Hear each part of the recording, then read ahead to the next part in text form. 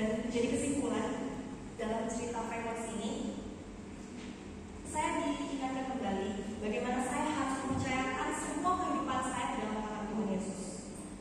Ketika saya berjalan bersama dengan Tuhan Yesus, saya akan menemukan kuasa yang mengherankan dalam kehidupan saya, dan saya akan mendapatkan kebebasan yang sejati di dalam Yesus. Mari kita akan pelajari bersama-sama kuasa dalam hidup yang mengherankan itu siapa.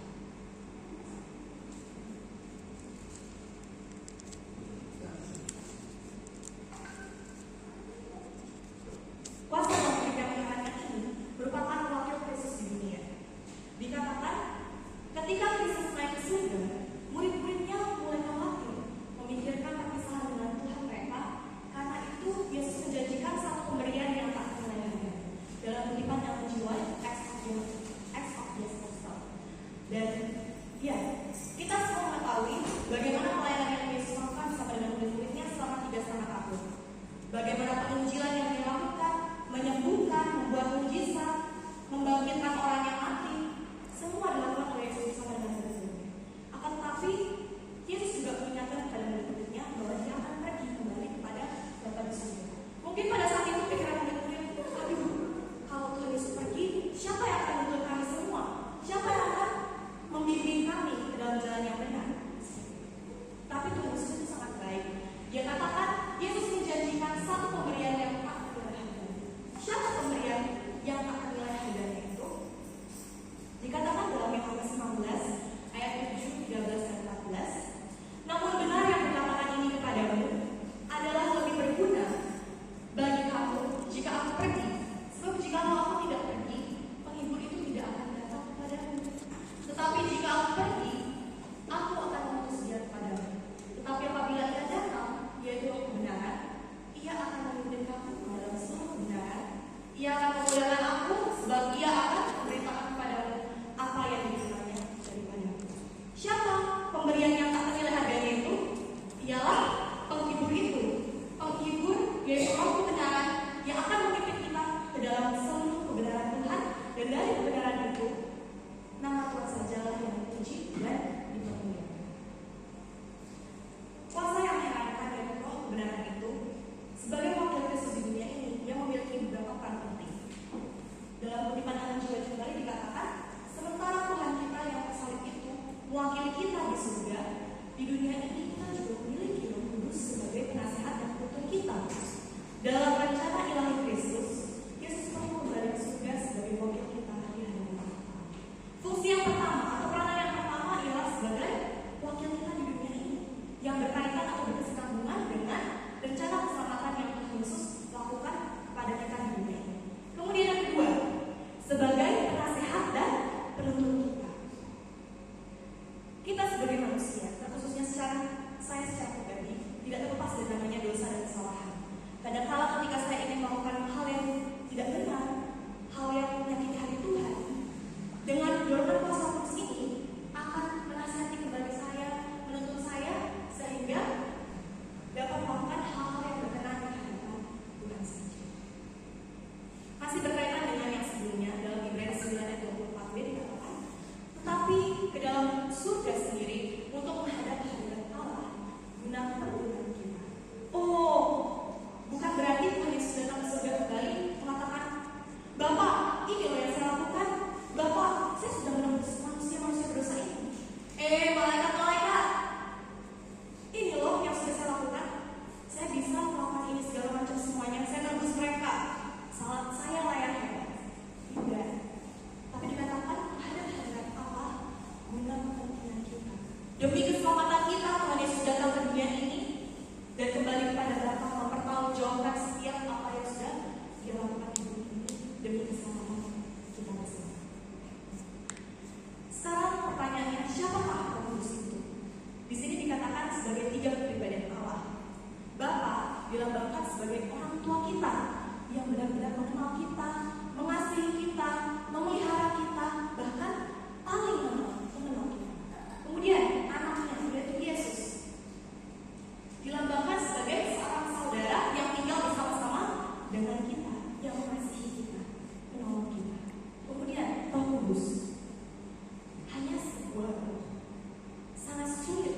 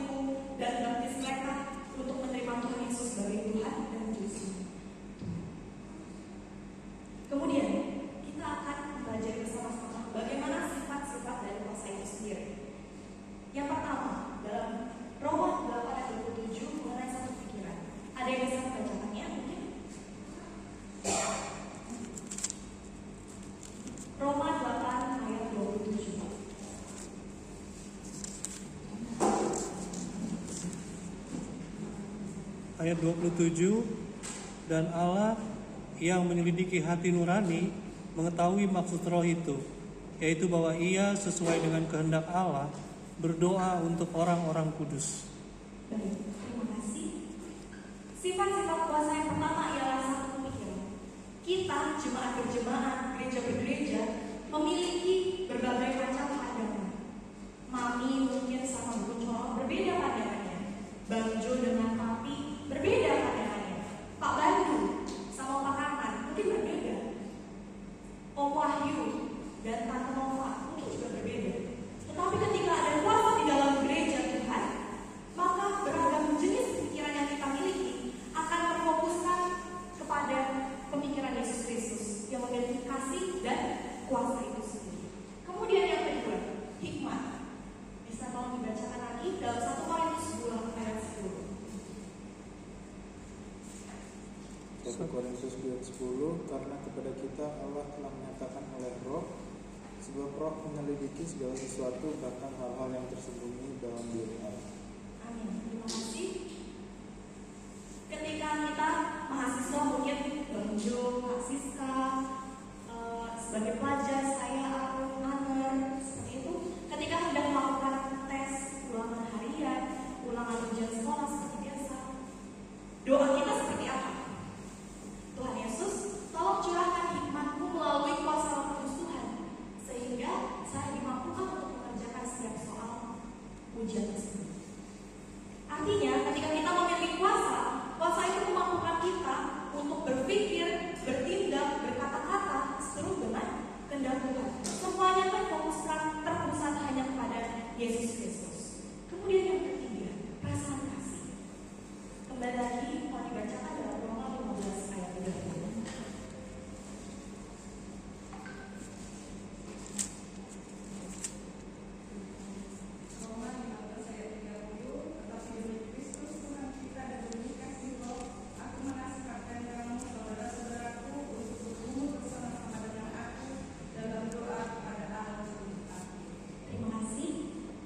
Ketika kuasa itu ada di dalam kehidupan kita akan memiliki perasaan kasih. Mau ada orang sejahat apapun, mau ada orang yang menyakiti kita sesakit apapun, kita akan membalasnya dengan kasih. Coba kalau misalnya kita marah ketemu dengan marah, seperti apa? Seperti gunung meletus ya, meluap dan tidak ada perdamaian di sana. Tapi ketika ada orang yang jahat, orang yang tidak suka dengan kita, membenci kita, apa yang kita harus lakukan ketika kita memiliki kuasa? Berperasaan kasih. Seperti saya selalu mengingatkan menaruh barang di atas kepala. Kejahatan dibalas kasih, disitulah perdamaian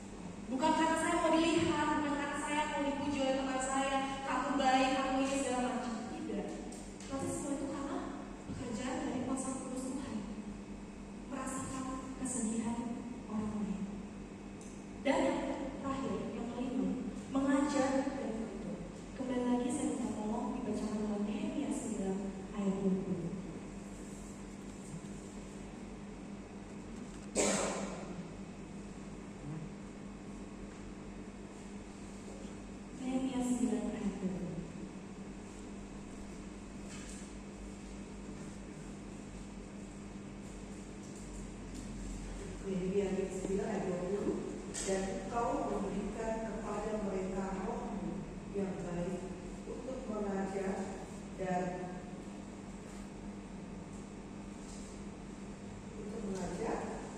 mereka juga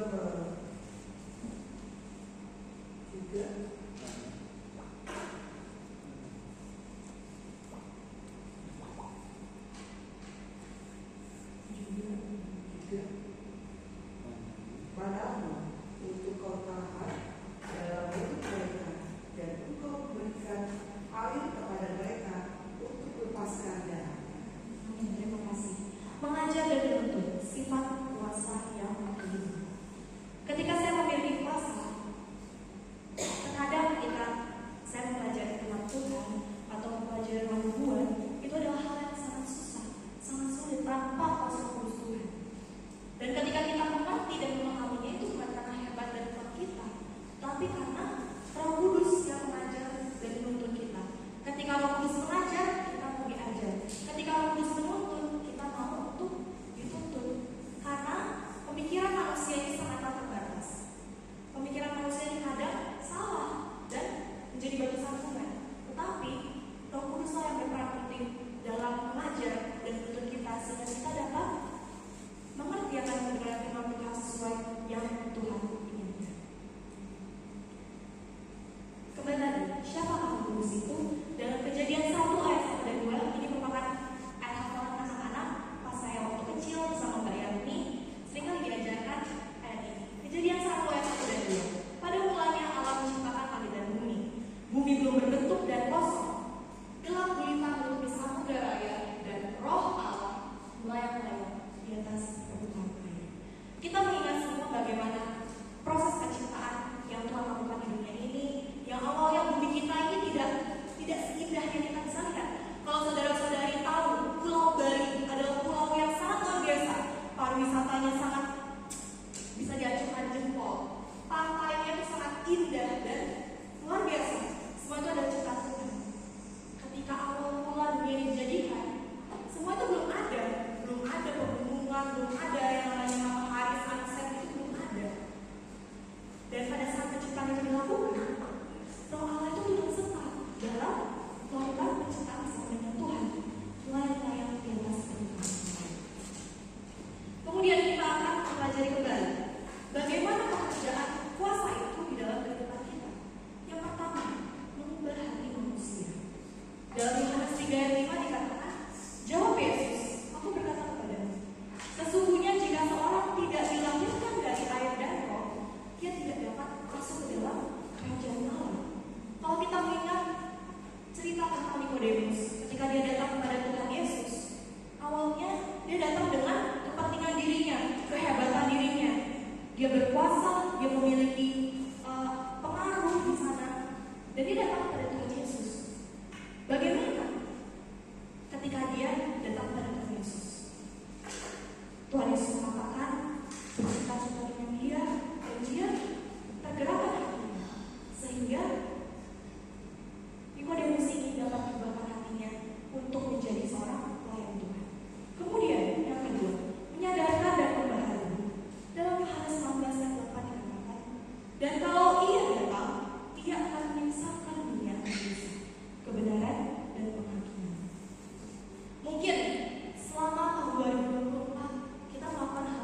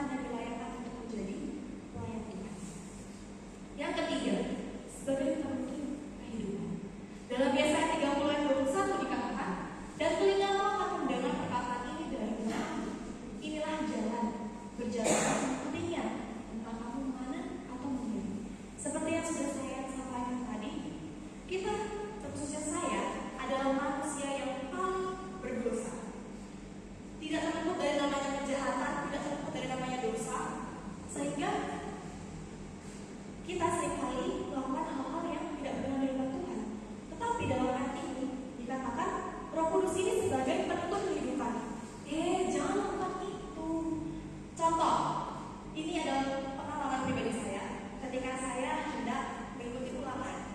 Sudah biasa di dalam sekolah ini, kalau ikut ulangan, bagi dong nomor 5. Ini nomor 4 ini apa sih? Aduh, kamu dipelit banget. Ayo dong, kasih tahu. Seringkali seperti itu. Tapi di dalam hati kecil nurani saya, kadang Roh Kudus itu mengatakan, jangan. Kamu harus percaya sama Tuhan. Tuntunan kuasa dan hikmat Tuhan itu jauh lebih besar daripada jawaban temanmu. Kamu udah belajar, kamu udah yakin. Tidak usah lagi tanya-tanya.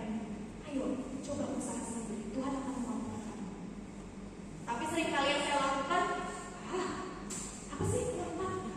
Itu yang sering kali saya lakukan. Tapi ketika saya mempelajari firman Tuhan, saya diingatkan kembali untuk hidup jujur dan mendengarkan setiap tuntunan Roh Kudus Tuhan. Kemudian yang keempat, sebagai penolong yang mendoakan. Dalam Roma 26 ayat 27 dikatakan, demikian juga Roh membantu kita dalam kelemahan kita, sebab kita tidak tahu bagaimana sebenarnya harus berdoa, tapi Roh sendiri berdoa untuk kita kepada Allah dengan keluhan-keluhan yang tidak terucapkan, dan Allah yang menyelidiki hati nurani mengetahui maksud Roh itu, yaitu bahwa Ia sesuai dengan kehendak Allah berdoa untuk orang-orang kudus. Tante Nova punya berapa sahabat? Yang sahabat dekat sekali gitu. Ada nggak? Ada nggak sahabat? Ada. Berapa? Jangan ingat saja berapa.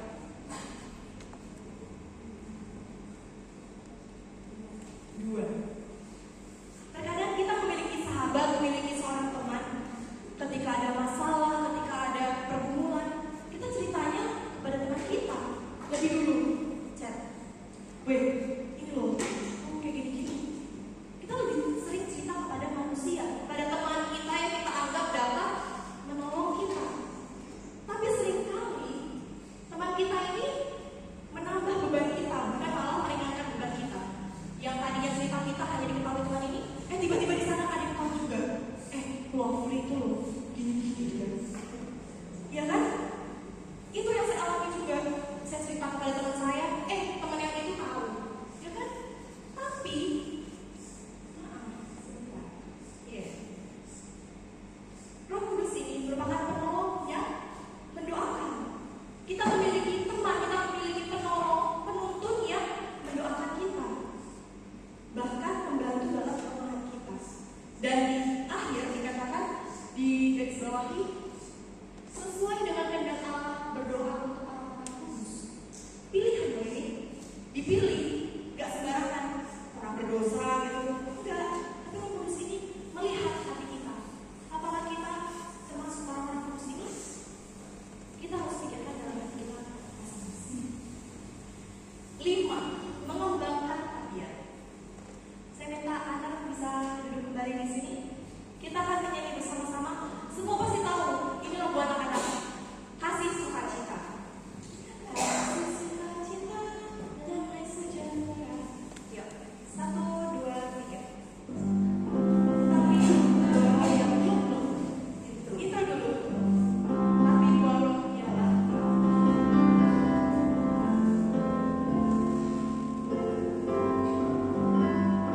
kita nyanyikan dengan sukacita.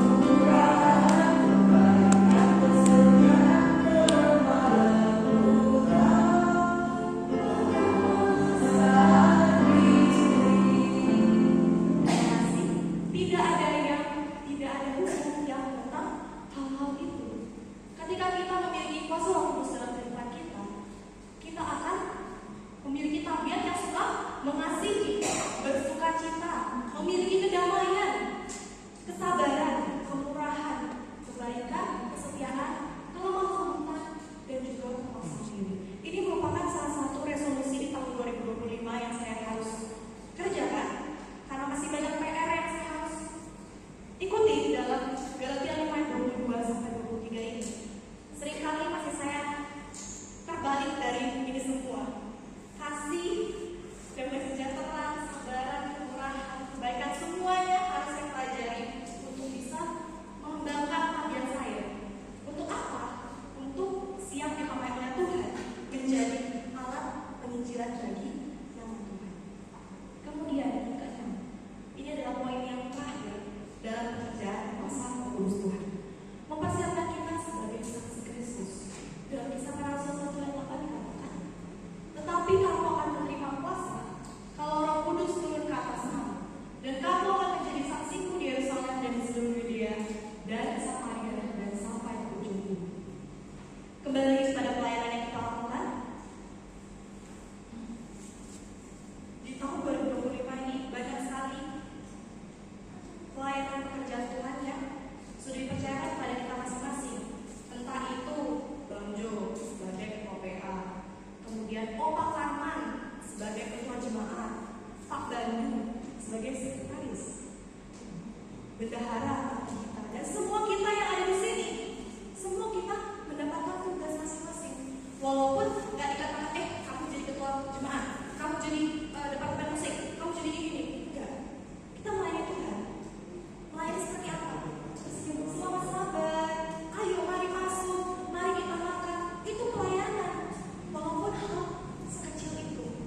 Bersaksi seperti pasti saya ini sangat suka dalam membagikan buku, dalam bersaksi, dalam membentuk KPK. Itu merupakan sebuah pelayanan. Pelayanan itu nggak harus besar. Pelayanan dalam tersenyum, pelayanan dalam memberi, itu sudah termasuk pelayanan. Tanpa harus memandang pekerjaan orang lain. Wih, dia ketua PA, saya apa ya? Dia ketua jemaat, saya kok nggak pernah dipilih. Jangan sampai kita mengatakan atau berpikiran seperti ini. Karena kuasa Roh Kudus Tuhan mempersiapkan kita semua sebagai saksi Kristus, pelayan Tuhan, menginjil, memberitakan kasih Tuhan kepada seluruh orang dewasa. Karunia-karunia dalam Efesus 4 ayat 11-12 dikatakan, tatkala ia Kristus naik ke tempat tinggi, ia membawa penghormatan-penghormatannya, ia memberikan pemberian-pemberian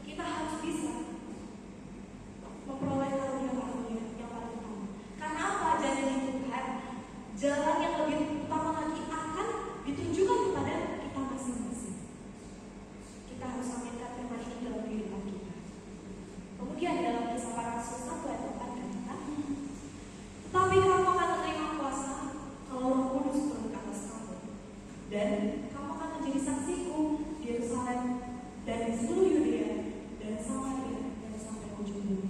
Kita mengingat peristiwa Pentakosta, ketika Roh Kudus dicurahkan pada saat itu, dan semua orang-orang di sana berkata-kata menggunakan bahasa-bahasa roh, dan ya, pelayanan Tuhan semakin giat, semakin gencar untuk dilakukan di sana.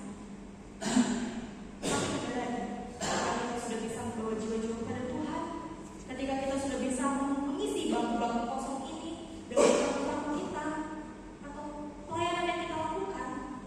Jangan pernah sombong, jangan pernah menganggap diri kita ini paling hebat. Oh, kalau tanpa saya di gereja itu gak ada yang jiwa-jiwa. Kalau tanpa saya, ini KKS sepi, ya. Kalau tanpa saya ini gak ada orang-orang datang di sini, gak ada. Jangan pernah mengatakan seperti itu. Semua itu karena Roh Kudus Tuhan. Roh Kudus Tuhan yang menggerakkan hati setiap orang untuk datang ke dalam gereja ini. Bukan hanya tamu, tetapi kita semua yang duduk di sini itu semua adalah pekerjaan Roh Kudus ini. Oh, ini hari Sabtu, libur kerja, libur kuliah, libur sekolah. Enaknya apa? Tidur, ya, makan, tidur, selesai. Tapi karena pekerjaan kuasa Roh Kudus Tuhan menggerakkan hati kita, ayo pergilah ibadah, ayo pergi ke gereja, pujilah nama Tuhan, bersyukurlah kepada Tuhan atas kebaikannya selama 1 minggu ini. Ya, itulah yang harus kita lakukan ketika kita menerima kuasa Roh Kudus Tuhan. Kemudian kepenuhan roh pada Pentakosta, seperti yang sudah saya jelaskan dan saya katakan tadi, ketika Pentakosta Roh Kudus dicurahkan, semangat penginjilan semakin ditegakkan, semakin berkobar-kobar semangat mereka dalam menginjil dan melayani Tuhan. Dikatakan dalam Kisah Rasul 2 ayat 3-6, dari segala bangsa di bawah kolongan ini, sebenarnya panjang, cuma saya berikan intinya. Kemudian dalam Yoel 2 ayat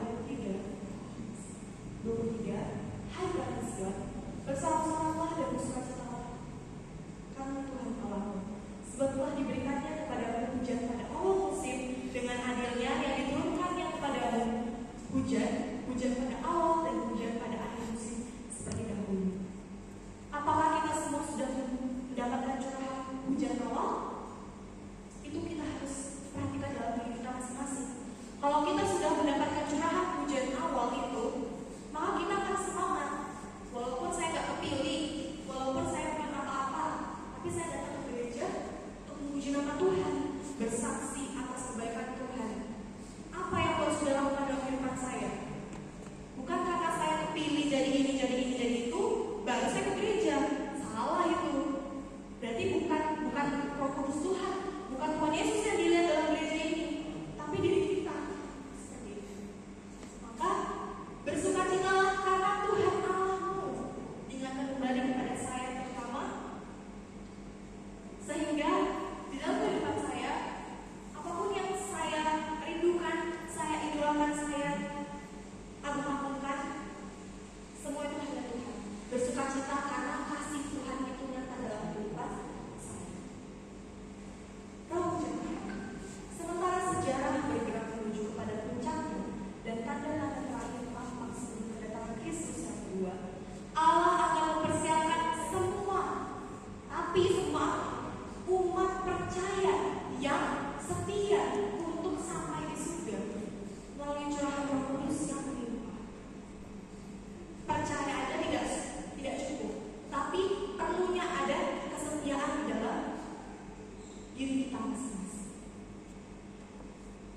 Tanda-tanda terakhir tampak sebelum kedatangan Kristus. Tanda-tanda apa? Kita sudah mengalami wabah, yaitu COVID atau Corona pada tahun 2019 sampai 2022 ya, cukup lama, dan itu merupakan satu tanda-tanda awal sebelum kedatangan Kristus yang kedua kali. Dan banyak lagi tanda-tanda yang akan datang yang harus kita terima.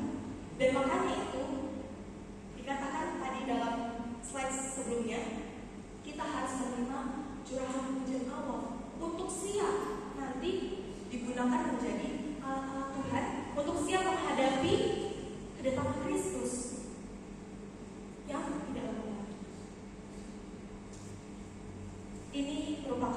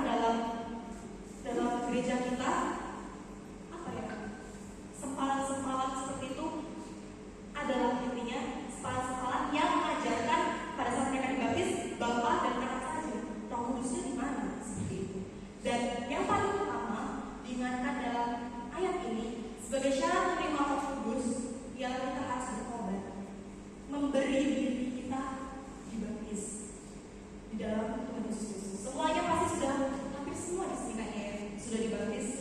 Dan baptisan yang kita terima itu harus kita lakukan, bukan hanya ketika pada saat saya berjanji di hadapan jemaat seperti itu, baru setelah 1 tahun, setelah 5 tahun, setelah 10 tahun kita lupakan janji itu, kita lupakan Roh Kudus itu, kita lupakan Bapa kita. Tapi kembali lagi di tahun 2025 ini, saya dan seluruh jemaat yang ada di Jember ini harus bertobat, memberi diri kita sepenuhnya kepada Tuhan untuk menerima pengampunan dosa, sehingga kita dapat menerima karunia Roh Kudus itu. Masih berkaitan dengan saya sebelumnya, pertobatan ini sangat di-highlight, sangat digarisbawahi. Pertobatan berbalik dari jalan yang penuh dosa dan kembali kepada Kristus adalah suatu syarat untuk menerima karunia Roh. Agar Roh Kudus dicurahkan kepada kita mula-mula, kita harus bertobat, menyerahkan hidup kita kepada Kristus, serta menurut dan mengikuti kehendaknya. Resolusi 2025 juga bagi saya secara pribadi, bertobat, menyerahkan hidup saya, menyerahkan, artinya dari dalam hati. Tuhan itu nggak bilang apa ya? Tuhan tidak meminta, tidak, tapi harus dari kerinduan hati kita. Kalau kita menyerahkan HP saya, contohnya, mami buat mami, berarti dari dalam hati. Beda lagi ceritanya kalau saya, kak, mana buat HP-mu buat mami aja, beda. Kalau saya yang menyerahkan, berarti itu dari dalam hati saya sendiri kepada Tuhan Yesus Kristus, serta menurut dan mengikuti teladannya. Ketika kita memiliki kehidupan yang dipenuhi oleh Roh, dalam Kisah Para Rasul 1 ayat 4 dan 5 dikatakan, menyuruh mereka tinggal di situ menantikan janji Bapa, sebab Yohanes membaptis dengan air, tetapi tidak lama lagi kamu akan dibaptis dengan Roh Kudus. Seperti yang sudah saya sampaikan, semua dari kita, hampir semua sudah menerima Tuhan sebagai Tuhan dan Juru Selamatnya melalui baptisan. Untuk itu, kita nantikan janji Bapa dengan baptisan itu, tetap setia kepada Tuhan, tetap menginjil melayani Tuhan, bersaksi, sehingga Roh Kudus itu semakin bekerja dalam kehidupan kita. Dan tahun 2025 ini akan banyak jiwa-jiwa yang datang ke Jemaat Jember mengisi setiap kursi yang kosong. Dan itu semua pekerjaan Roh Kudus dengan menggunakan jemaat-jemaat di sini yang mengasihi Tuhan, merelakan kehidupannya untuk dipakai menjadi alat Tuhan. Kita aminkan Tuhan itu di dalam kehidupan kita. Kemudian dalam Efesus 3 ayat 15, 17 dan 20, aku berdoa supaya Ia menurut kekayaan kemuliaan-Nya menguatkan dan menumbuhkan kamu oleh Roh-Nya di dalam batinmu, sehingga oleh imanmu Kristus diam di dalam hatimu. Bagi Dialah yang dapat melakukan jauh lebih banyak daripada yang kita doakan atau pikirkan, seperti yang ternyata dari kuasa yang bekerja di dalam hati kita. Luar biasa firman Tuhan pada saat hari yang suci ini. Hidup kita dipenuhi dengan Roh Kudus Tuhan, dan dikatakan Roh itu berdoa supaya kita dapat